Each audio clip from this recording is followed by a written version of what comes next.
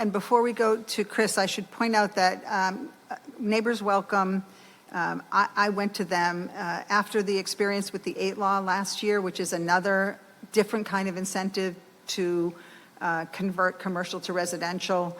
I won't explain why that was frustrating last year, but it was. But I remain committed to trying to find a solution to this problem of empty office buildings when we don't have places for people to live and we have all this space sitting empty. So I went to Neighbors Welcome and asked them for help in creating a program that would do some adaptive reuse and provide a way to pay for it. Money appears to be the primary obstacle. What a surprise. So I want to thank Chris for the work that she and Neighbors Welcome did on this. So proceed, Chris. Thank you, Rep. Speakman. Thank you, members of the committee. Neighbors Welcome, as Rep. Speakman already said, has worked on this bill for quite a while. We think we've come to a good solution. We're not saying it's perfect, and we would like to work with stakeholders to make sure that it can work in Rhode Island. But we consider this to be a strong tool that we could have in our toolbox to get some of these buildings turned into housing. We all know that we have some large vacancies since COVID. We have a lot of vacant commercial space. We have a lot of vacant or underutilized office space.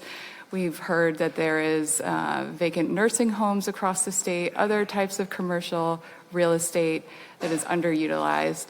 And when we are facing such an extreme housing shortage and we need creative solutions, we think that this could be one, not the only one. There's no silver bullet, but this is a way to bring some of those properties online.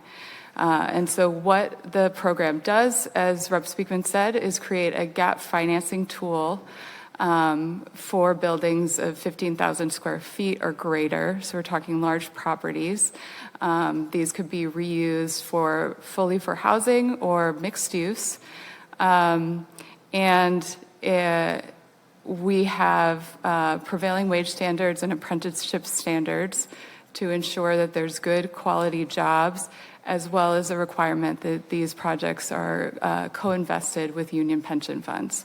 And just to explain that a little bit further, there are several union pension funds across the country that invest in housing. One of the largest is the AFL-CIO Housing Investment Trust.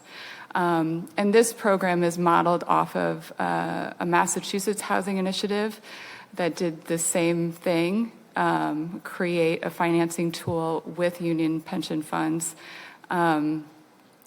combined with state dollars to build housing.